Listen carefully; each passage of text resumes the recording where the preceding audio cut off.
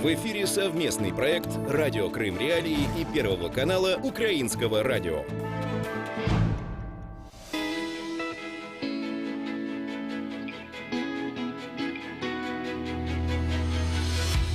Интервью в эфире «Радио Крым Реалии». Привет всем, это радио Крым Реалии, у микрофона Катерина Некреча, и мы всегда очень рады встрече с вами, дорогие наши радиослушатели, дорогие наши зрители в интернете. Я говорю про Facebook и YouTube, где вы можете, найдя страницу Крым Реалии, присоединяться к нашим прямым трансляциям, смотреть какие-то программы в повторе, писать комментарии, таким образом участвовать в этом эфире. Но и самое главное для меня, участники эфиров, это люди, которые дозваниваются к нам по бесплатному номеру для жителей Крыма 8 800 10 06 926. Звоните, задавайте свои вопросы, общайтесь с гостями в этой студии. Это такая возможность для крымчан поучаствовать в прямых эфирах каких-то информационных средств массовой информации. Да? Это не часто. Вы же знаете, что в Крыму таких СМИ, которые пускают вас в прямой эфир, их нет, кроме нас. Поэтому прошу вас, звоните. Вот сказала «нет, кроме нас», и рядом со мной Рифат Чубаров, и вспомнила, ну как же нет, АТР есть, куда звонят. Но, кстати, да, тоже можно позвонить из Крыма. Не знаю, там есть бесплатный номер или нет, но главное, что, в принципе, те СМИ, которые готовы вас пускать в эфир, дорогие наши слушатели, они находятся не в Крыму сегодня. Это очень важный момент. Поэтому воспользуйтесь возможностью 8 800 10 06 926. Звоните к нам. Прямой эфир.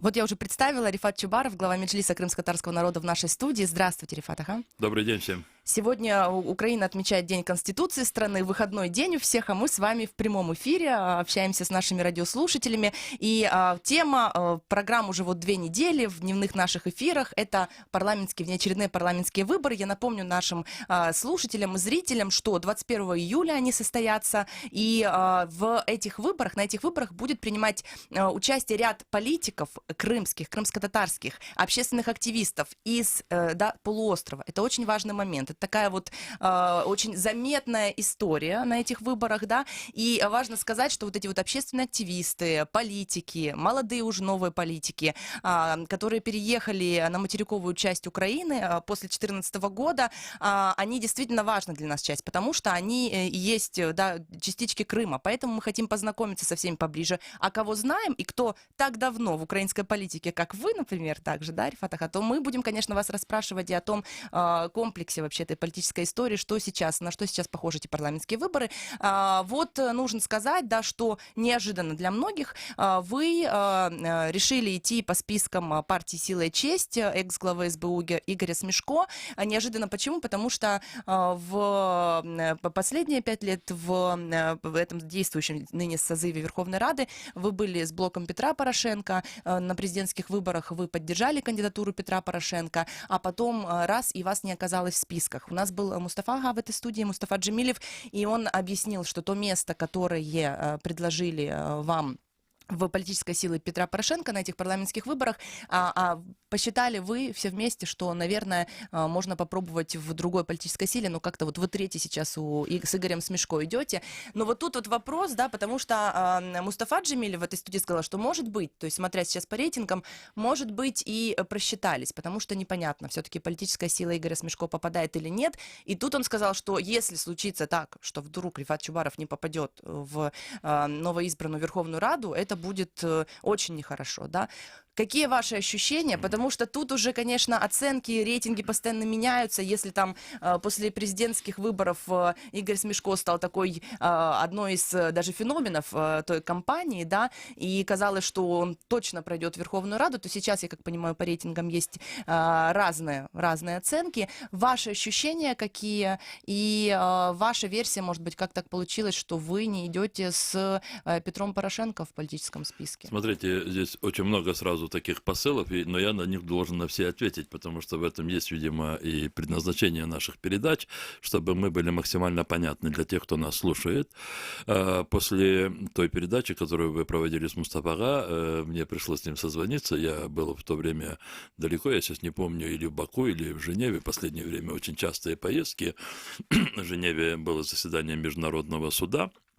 в части и невыполнения Россией решения двухгодичной давности о немедленной отмене запрета на деятельность Меджлиса крымтатарского народа, а в Баку буквально неделю назад было заседание парламентской ассамблеи стран Черноморского экономического сотрудничества.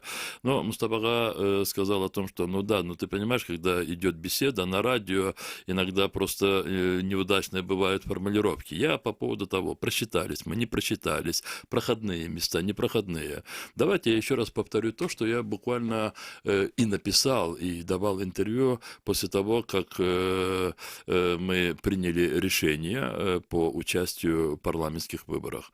Вся проблема в том, что все еще остается фантастикой объединение всех патриотических, проукраинских, проевропейских сил внутри украинского сообщества. Разумеется, для нас, крымских татар, для крымско-татарских политиков, вообще, наверное, для всех, кто сейчас живет во временно оккупированном Крыму, было бы максимально принятно, приемлемо по-русски, да, если бы была бы такая, безмежно широка колонна проукраинская, и мы все бы там бы объединили наши усилия для того, чтобы, первое, восстановить территориальную целостность украинского государства и восстановить государственный суверенитет над Крымом. С этого ведь все и дальше начинается, и реализация наших надежд на возвращение, на объединение со своим народом, на дальнейшую жизнь в Крыму. Но это все желательно очень, но этого не получилось, и практически снова очень четкие, но много отдельных колонн, тех, которые не только декларируют, но мы уверены, в составе парламента будут работать во благо демократической европейской Украины. И, разумеется, для того, чтобы нам максимально объединить и самим быть присутствовать внутри этих колонн, и для того, чтобы все они в одинаковой мере, как мы, воспринимали задачу возвращения Крыма, восстановления территориальной целостности, для нас очень важно, чтобы все украинские политики разделяли эту, извините меня, может быть, даже неистовость крымскую для того, чтобы как можно быстрее возвратить Крым под контроль украинского государства. Для этого нам надо быть со всеми украинскими политиками, которые на это способны. Кроме тех, которые, наоборот, делают все для того, чтобы легализовать оккупацию Крыма Российской Федерацией. И мы, когда рассматривали эти вопросы, и мы консультировались с лидерами этих партий, мы действительно консультировались практически со всеми, кроме этого пророссийского такого вектора. И, разумеется, в ходе этих консультаций мы не только говорили наше видение и наши пожелания, но мы рассматривали возможности и пожелания наших партнеров. Эти возможности у каждого из них, они не безграничные. Пожелания могли быть такими, что некоторые исходили из своих тактических задач на этих выборах. И в итоге мы определились так, как мы определились. Мы определились по тем партиям, в которых мы просто, мы безусловно уверены в том, что они точно таких же политических принципов и целей, как мы. Сильная демократическая Украина, Крым в составе Украины. Вот эти два таких, остальное все от этого происходит. НАТО, Европейский Союз и все больше и больше. То есть главный вектор развития страны, я только напомню для наших радиослушателей, которые, может быть, не так в теме, не смотрели, не слушали все наши программы, что с Петром Порошенко идет Мустафа Джемилев из Меджлиса и Ахтем Чийгоз. Мы приняли решение о том, что мы делегируем европейскую солидарность нашего лидера Мустафа Джемилева и Ахтема Чийгоза, заместителя председателя Меджлиса крымско-татарского народа. Я скажу так, что это наше решение, оно полностью основывалось и на пожеланиях нашего партнера тоже. Мустафа говорил, что Петр Порошенко тоже, например, Мустафа не хотел хотел идти уже на эти выборы, а его Ну, все-таки Петр видите, Порошенко у уговорил. Мустафа было одно видение, господин Порошенко просил его о том, чтобы он все-таки не отзывал свою кандидатуру, потому что для него из многих соображений наявность, да, я иногда уже теперь, видите, русский, наличие, присутствие Мустафа, участие Мустафа в этих списках, это было очень знаково. То, что касается политической партии «Сила и честь», мы определили эту партию как одну из наиболее серьезных, которая в состоянии повлиять на алгоритм деятельности будущего Верховного Совета при любом раскладе, потому что мы же понимаем, что будет определенный реванш промосковских сил, пророссийских, Медведчук и компания. Мы понимаем, что очень много войдет на фоне вот этого, на фоне поддержки партии Зеленского, президента Зеленского, очень много войдет очень наивных, неподготовленных, неискушенных с нашей точки зрения политиков или просто граждан Украины. Может быть, не все они даже и представляют себе, что они есть политики. И мы исходим из того, что при них обязательно должны быть люди, которые смогут сразу с первого дня буквально работы Верховной Рады дать очень четкие параметры, в рамках которых должен работать национальный парламент украинского государства. Когда мы все это, в общем-то, все обсудили, взвесили, мы провели необходимые консультации с Игорем Петровичем Смешко и с руководителем его штаба Дмитрием Гордоном.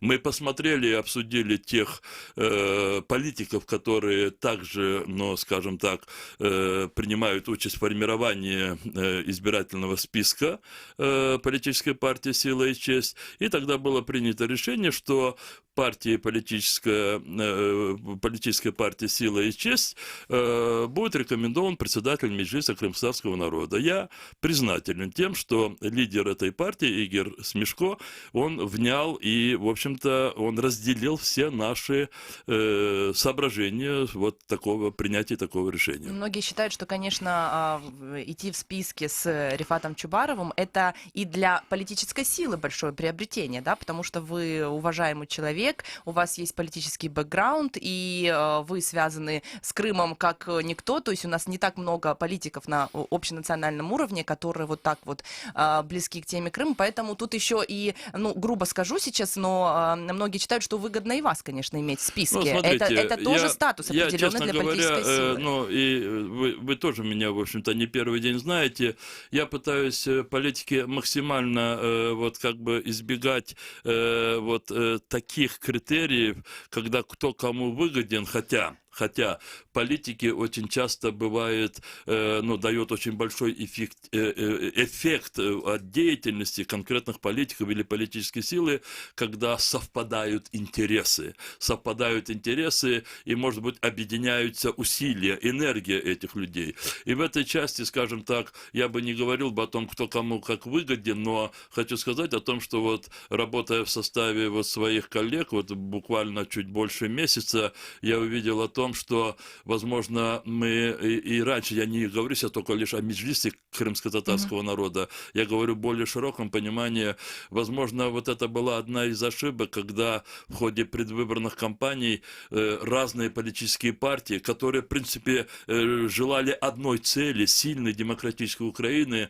они уже в период предвыборной кампании вели себя таким образом, что им мешало потом объединиться в ходе уже парламентской деятельности. Мне представляется, что политическая партия «Сила и честь» как раз сейчас пытается демонстрировать, она это делает очень открыто и целенаправленно, пытается продемонстрировать иной подход о том, что главное принципы, задачи и желание в ходе парламента объединиться, может быть, даже с менее сильными в политическом плане или со слабыми в политическом плане, для того, чтобы использовать тот потенциал, который формирует украинский народ. Мы не можем постоянно сетовать на то, что избрали не тех, что надо было бы лучше других поддержать. Мы можем просто, вот наша ситуация, когда идет война с Россией, мы должны провести просто четкую одну линию.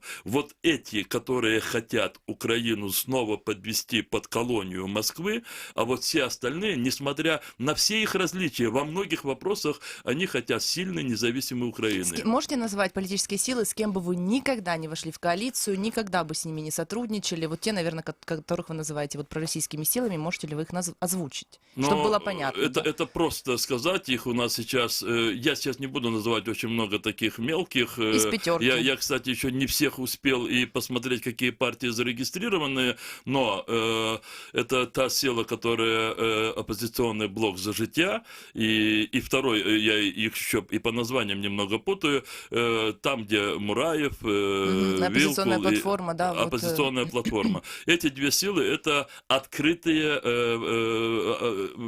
их даже нельзя назвать агентами, они уже в прямом смысле, это колонна, которая уже на этапе предвыборной кампании, она закладывает уже пророссийские вот такие устремления в Украине. Рифат Ага, такой вопрос еще, да, у нас вот остается 15 минут, я так думаю, как бы успеть с вами все обсудить. Но на самом деле один из моментов, о которых вы говорили, это то, что те политики, которые вот так успели уже, ну, не знаю, поругаться или друг на друга много наговорить плохого, что потом им не дает, в общем-то, вместе как-то соединиться, хотя у них вроде бы и вектор похож. Что, есть ли, да, какой-то, ну, не знаю, конфликт, недопонимание с, например, президентской политической силой, да, «Слуга народа», потому что вот до сих пор, например, с президентом, я так понимаю, что встречи еще не было у представителей Меджлиса крымско-татарского народа. Может быть, это просто одно из таких вот, да, что можно допустить. Может быть, потому что вы активно поддерживали именно кандидатуру Петра Порошенко, хотя говорили о том, что вы уходите в оппозицию, но конструктивную. Да, то есть вот этот вот момент, и были ли предложения какие-то, что, например, ну, чтобы вы, например, или кто-то из Меджлиса поучаствовал в списке «Слуги народа»? То есть вот у них самый большой рейтинг, мы сейчас видим, да? Представлены ли там интересы Крыма и интересы крымских татар, и могут ли они быть представлены, и видите ли вы каким-то образом взаимодействие в будущем составе Верховной Рады, да, с этой политической силой? Смотрите, здесь, ну, я постараюсь быть коротким, я понимаю, что у нас мало времени. Вообще, вот это выстраивание отношений на основе того, кого или как вы вчера поддерживали, или еще на каких-то, ну, вот, иных обстоятельствах, для любой власти это не есть продуктивным и правильным.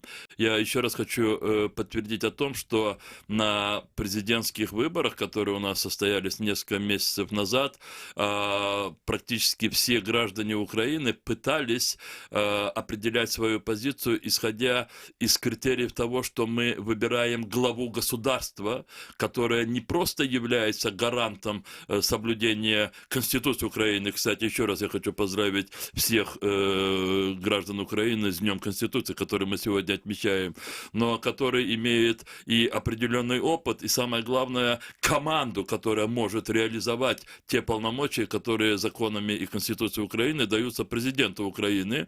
Я хочу сказать, что на тех президентских выборах было немало людей достойных, которые, ну, были, которых можно было поддержать. Но я еще раз хочу повторить, что мы не могли экспериментировать и пытаться, скажем так, выстроить рейтинг хороших или еще каким-то образом красивых людей. Нам необходимо было, ну, по крайней мере, если говорю о нашей позиции, определить тех людей, которые не просто смогут, ну, как Игорь Петрович Мишко, допустим, но которые в этой ситуации в процессе. И мы действительно приняли тогда решение поддержать Петра Порошенко. Если сегодня команда новоизбранного президента будет исходить в своем отношении к гражданам Украины, к политическим силам или к таким представительным институциям, каким является Меджлис крымско-татарского народа, исходя, где вы были до 1913 года, да, большевики так ставили, кстати, вопрос, да,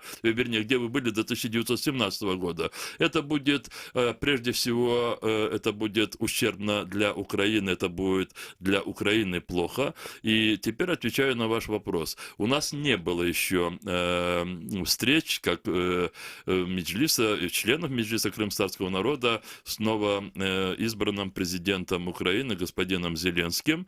В то же время те вопросы, которые связаны с Крымом, временно оккупированным Российской Федерацией, и особенно с положением людей, они бы, конечно, требовали, чтобы эта встреча уже давно состоялась.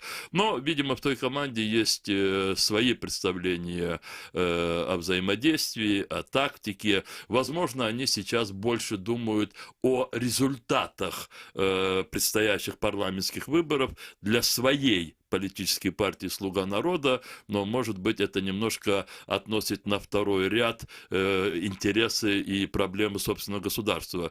Я сейчас не занимаюсь рекламой, и поэтому я говорю, очень важно, раз уж у нас есть несколько достаточно заметных колонн проукраинских, проевропейских сил, очень важно, чтобы эти колонны, их политики, они оказались в составе украинского парламента для того, чтобы вот эти индивидуальные специфические особенности характера разных политиков, они не мешали Украине и укрепляться, и развиваться. Относите ли в этой колонне проукраинских сил президентскую партию «Слуга народа»?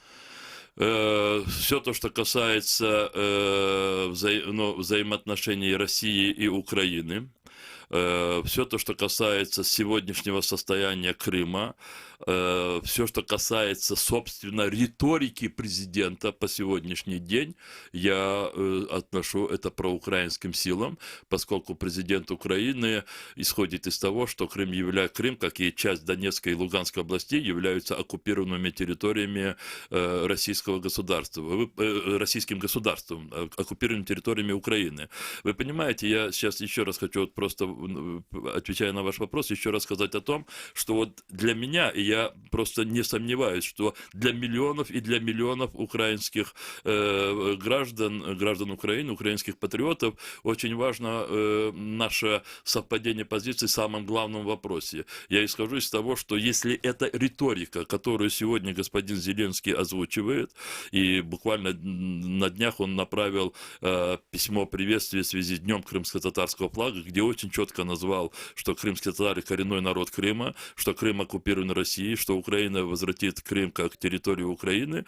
Если эта риторика притворится в конкретные дела его очень большой и разношерстной команды, то я думаю, что у нас будет очень меньше и меньше таких сфер, где мы будем не понимать друг друга, а больше будем объединяться. Рифат ага, какими должны быть эти дела? То есть, что должна сделать Верховная Рада 9-го созыва для того, чтобы вы начали, да, об этом говорить в самом начале нашего интервью. Я бы хотела, чтобы вы сейчас обозначили конкретно по пунктам, да, чтобы вот заниматься деоккупацией Крыма и отдельных частей Донецкой, Луганской областей.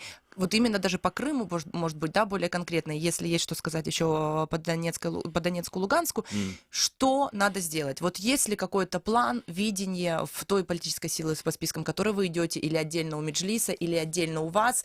Возможно, это какие-то консультации, которые вы в будущем сможете предложить, да, там, большинству в парламенте, или то, на чем бы вы точно настаивали? Какие пункты основные и что может привести к деоккупации? Смотрите, очень рефреном тогда я всегда исхожу из того, что все, что было достигнуто в предыдущие периоды вот, деятельности и государства, и украинского общества, никогда не должны приписываться одному человеку или одной политической силе. Такие вопросы, как дальнейшее продвижение Украины в ЕС, в НАТО, это состояло осуществлялось благодаря усилиям всего украинского общества, и всегда были сотни, ну, по крайней мере, десятки политиков, которые были наиболее энергичными для того, чтобы общество следовало такому курсу. Поэтому политическая партия «Сила и честь», она провозглашает о том, что Европейский Союз, членство в Европейском Союзе, членство в НАТО являются одним из наших главных задач. Вопрос деоккупации Крыма и других оккупированных территорий. Более того, мы в нашей программе указываем о том, что мы должны максимально мобилизовывать наших партнеров в части принятия экономических, дипломатических, политических мер воздействия на Россию, и мы должны делать упор на ответственности государств-подписантов Будапештского меморандума. Мы об этом говорим. Если можно сказать о каких-то конкретных шагах для Крыма, во-первых, для того, чтобы сохранять человеческие связи, во-вторых, для того, чтобы как-то помогать или противодействовать тому давлению, которое происходит сегодня, да, с крымско-татарскими, с крымскими активистами. Мы видим многие судебные дела и прочее. То есть есть ли какие-то вот тактические моменты? Смотрите, две категории людей. Они, может быть, по численности очень разные, но и у той, и у других есть очень болевые, актуальные проблемы. В первую очередь, это крымско-татарский народ, этнические украинцы, люди других национальностей, которые живут в условиях оккупированного Крыма. Вопрос их состояния, безопасность, их бесправие, это должно и это будет постоянно находиться во внимании нашей политической партии. Я думаю, что многие обратили внимание на активную деятельность одного из членов нашего списка, номер 2. Это Елены Сотник, которая находится в составе делегации Украинской парламентской ассамблеи Совета Европы. Ее блестящие выступления, как, кстати, выступления и ее коллег. Я хотел бы, пользуясь случаем, поздравить всю делегацию с такой монолитной работой.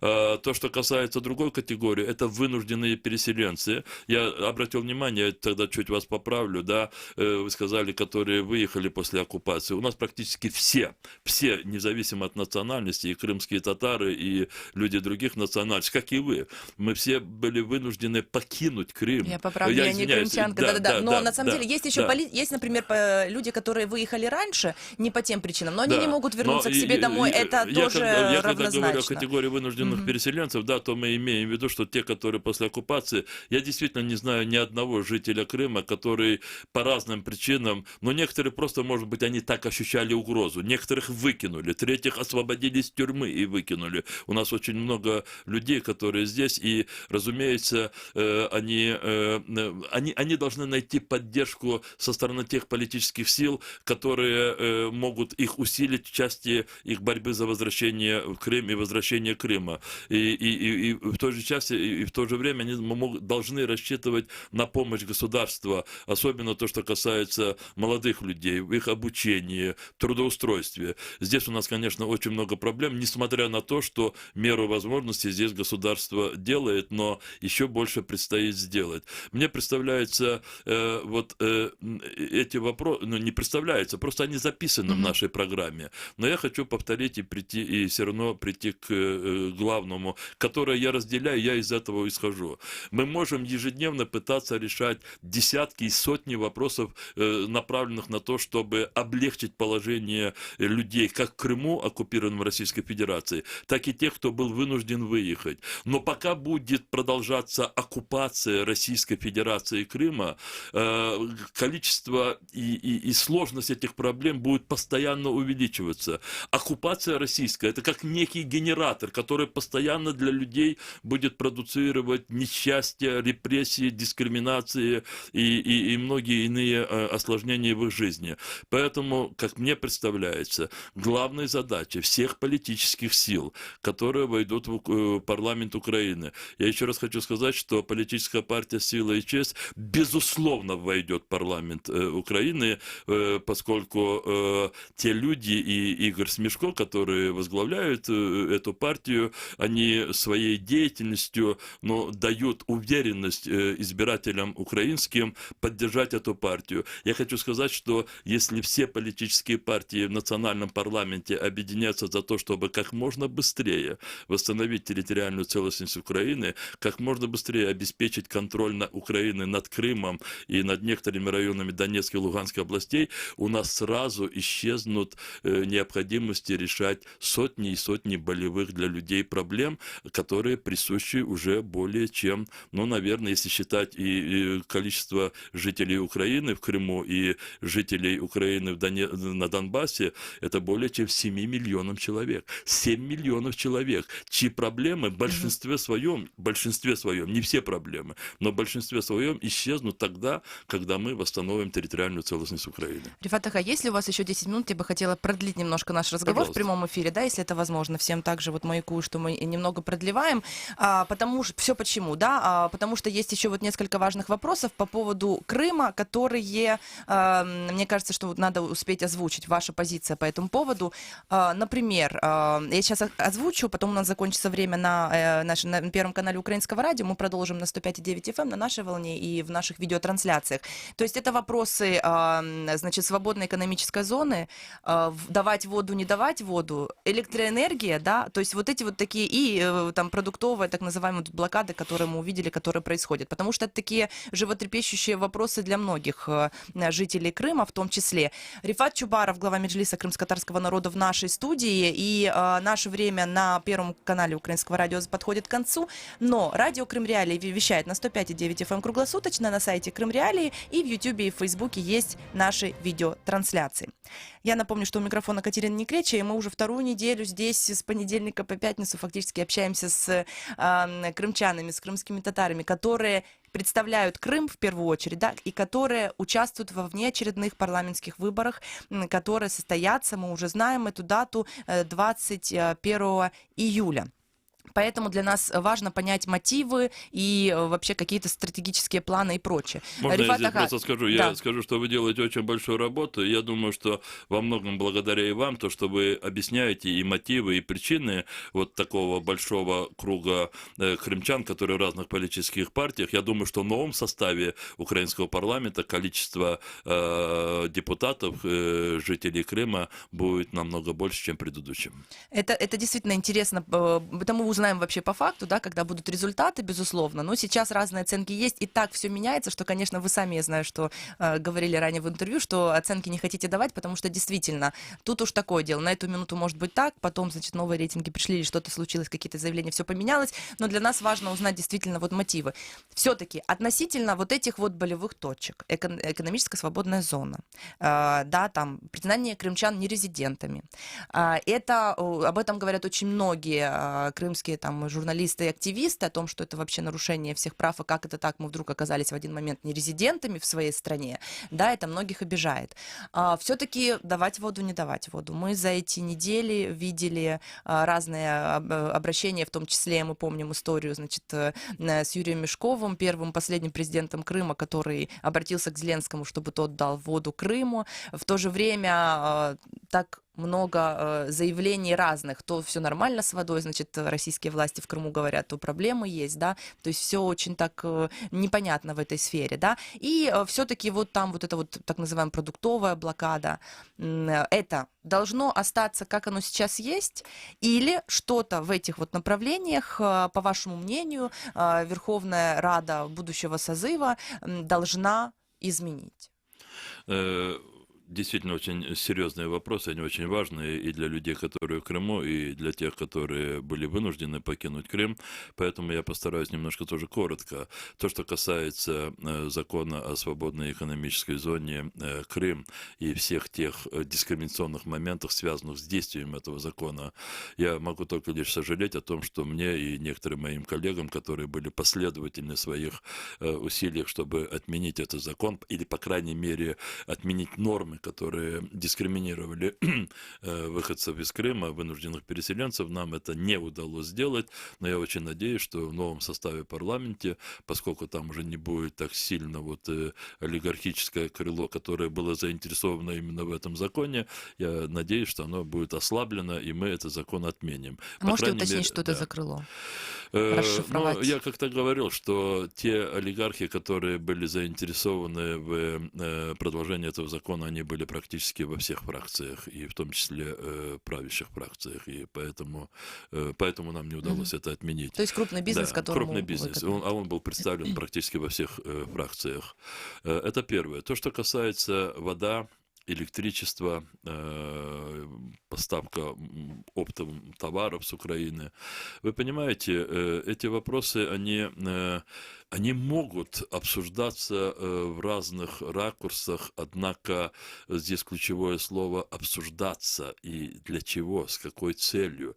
Если исходить только лишь из тех пожеланий, которые озвучиваются оккупантами, и пытаться принимать решения абсолютно без учета, собственно, интересов украинского государства и в первую очередь с точки зрения возможностей и восстановления территориальной целостности, если не рассматривать эти вопросы с точки зрения интересов людей, которые живут в условиях оккупированного Крыма, то, конечно, можно прийти к решениям, которые абсолютно будут неприемлемы для и людей, которые живут в Крыму, и для украинского государства. Если очень коротко, государство, оккупант, страна-оккупант должна максимально быть наказана за свои преступления и нарушения международного права. Мы сделали все для того, чтобы Крым был максимально дорогим для содержания российским оккупантом. И события последних лет показывают о том, что какие огромные ресурсы Россия вкладывает в содержание Крыма. Мы были бы очень непонятными для наших партнеров, если бы осуществляли безграничную торговлю, когда к сентябрю, 20 сентября, когда мы закрыли поставку оптовых... 15 года, да? 15 года, в день административный кордон переступало более 450-500 фур. И эти товары уже не столько задерживались или реализовывались в Крыму, а Крым использовался как транзитная зона. Эти товары перекидывались уже через Керченский пролив, собственно, на территорию России. Были огромные потоки наличных денег, теневых денег, с которых выплачивались силы самообороны Крыму. И самую черновую работу выполняют эти преступники, эти убийцы с самообороны Крыма, а потом за ними приходили ФСБшники. Это они вламывались в наши дома и проводили эти грязные обыски. Но эти же потоки денег, они приходили в Киев, они разъедали ржавчиной всю власть, многих чиновников. Тогда важно сказать, что это гражданская акция, на самом деле, да, по блокаде Крыма, она спровоцировала какие-то действия уже власти. Я просто о том, что это не власть закрыла, да, фур остановила, это гражданские активисты вышли. Мне представляется, что все помнят о том, как была организована и блокада товарная. Это не была продуктовая, туда привозилось все, что угодно. Но если считать продуктами, я не знаю, шампанское, виски там, и какие-то поставки из других, третьих, четвертых стран, мы просто заставили Украину присоединиться к санкциям других государств в отношении Крыма, и эти санкции, они же принимались другими государствами по просьбе Украины. То есть, по вашему мнению, это должно быть оставаться вот в таком вот режиме, что торговли... Это должно быть оставаться. Есть проблема, которая связана с водообеспечением. Мы осознаем, что дальнейшая непоставка воды, она не просто, скажем так, усложняет жизнь оккупантам, но она и имеет определенное воздействие на экологическую ситуацию в Это Крыму. может привести к экологической катастрофе на севере Крыма мы уже... все это понимаем, но еще раз хочу сказать, что когда идет война между двумя государствами, государством. Я хочу, чтобы здесь меня все внимательно просто слушали, чтобы сразу, может быть, они каким-то образом на меня не обиделись. Даже тогда, когда решаются вопросы, связанные с безопасностью многих людей, очень важно, чтобы эти вопросы решались но не одной стороной в виде ультиматума, то есть Россией. Россия привыкла добиваться уступок себе, своим государственным интересам, не интересам людей. Если Россия бы и Путин думали бы о интересах россиян, они никогда не пришли бы войной против Украины. Они никогда не оккупировали бы Крым, чтобы вкладывать туда каждый год по 5-6 миллиардов долларов, тогда, когда вся Сибирь, уральская часть России уже ушла в такой упадок, что люди оттуда все разбегаются. Если бы Россия думала бы об интересах своих граждан. Россия и Путин, они всегда думают об интересах государства в таком преломлении, как они это себе формулируют.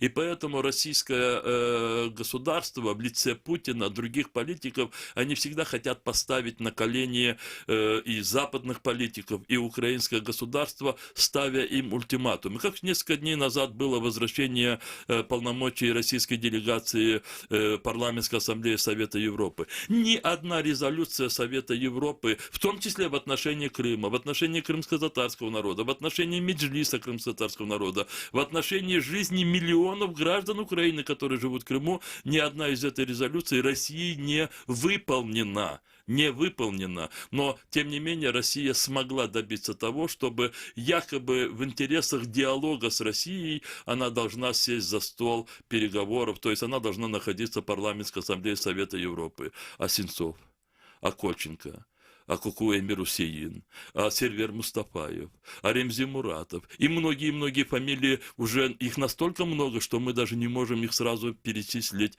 нам надо Рифат Ага, заглядывать в верну вас списки. к воде. При каких условиях, по вашему мнению, Украина, материковая часть Украины, может дать воду Крыму? Условие только лишь одно. Конкретный план деоккупации Крыма на стол. Вот сегодня мы начинаем обсуждать деоккупацию Крыма. Мы видим этапы, формы, даты, хронику вывода российских войск из Крыма. Кто мы и... Украинское государство. Если за этим столом будут в целях усиления То есть, когда переговоров... будут конкретные даты о том, что Россия, там, российские войска покидают полуостров, освобождают его и возвращают де-факто под контроль Украины, только при таких обстоятельствах возможно какое-то там відновлення воды, постача воды на полуостров. И как и восстановление поставок воды, так и восстановление, может быть, и других ресурсов с территории Украины. Только лишь прямые переговоры о выводе российских войск из Крыма. Прямые переговоры должны происходить, как я понимаю, между там, Украина, Россия, если за этим столом будут и наши международные партнеры, прежде всего Соединенные Штаты Америки, Великобритания, я хотел сказать, и ведущие страны Европейского Союза, но после некоторых вот событий, которые мы уже говорили, в частности ПАРЕ, я уже как-то немножко остерегаюсь на эту тему говорить, но в любом случае я хочу сказать о том, что бесконечные уступки стране-агрессору, они чреваты очень большими катастрофами уже не только в отношении Украины и украинцев.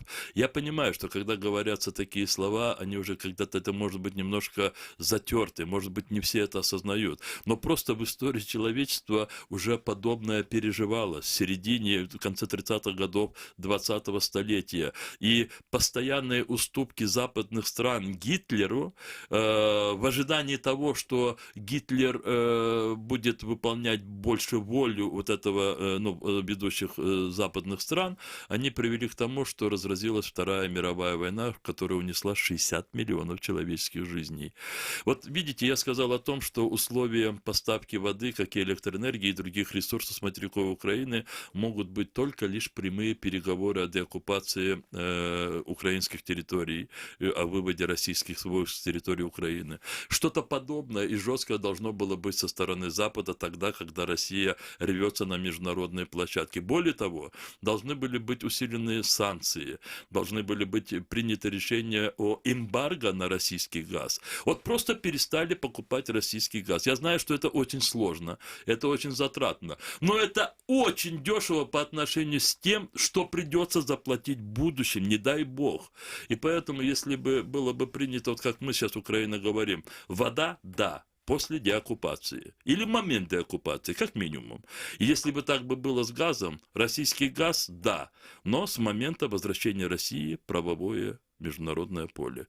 Но наши западные партнеры на это еще не готовы. Это достаточно утопический сценарий, во всяком случае так выглядит. Слушайте, очень много политики кажется утопическим, и поэтому мы у себя, по крайней мере, политические партии «Сила и честь», я говорю об этом, потому что там же, понимаете, там много есть и таких людей, которые связаны были и некоторые являются с очень специфическими сферами, как защита государственных интересов, как в том числе и военная разведка, и военная контрразведка. Вы знаете, вот в деятельности таких серьезных структур никогда не должны обозначаться некоторые задачи как утопические, даже если они представляются утопическими. Мы, кстати, крымские татары подобное пережили. У нас были люди, которые в Узбекистане говорили, что вы делаете, с кем вы бьетесь, это такое мощное государство, живите нормально в Узбекистане, в Казахстане и не думайте о возвращении. Но наши старшие братья, они продолжали, несмотря ни на что, бороться и вовлекали нас в эту борьбу, и мы возвратились домой. Правда, после нашего возвращения за нами опять пришла эта проклятая Москва. Спасибо вам за то, что вы пришли к нам в студию и рассказали и о своих планах, и о видении политической ситуации, которая в Украине сложилась, и о геополитике поговорили сегодня, и об условиях. Я думаю, что поставки воды в Крым — это такая очень, очень важная, серьезная тема, на которую, на ваш ответ наверняка будет реакция, обратят внимание также российские власти в Крыму. Это безусловно. Рифат Чубаров, глава Меджлиса крымско-татарского народа, в нашем эфире, и также кандидат в народные депутаты Украины. И мы будем продолжать и в будущей неделе также разговоры о предстоящих внеочередных парламентских выборах, поэтому оставайтесь с нами. Радио Крым Реалии работает именно для вас, дорогие крымчане, потому что крымчане имеют право знать. С вами была Катя Некречи. Оставайтесь с нами на 105,9 FM. На сайте Крым Реалии можно слушать онлайн, а видеотрансляции наших эфиров смотрите на YouTube и Facebook страницах Крым Реалии. До новых встреч!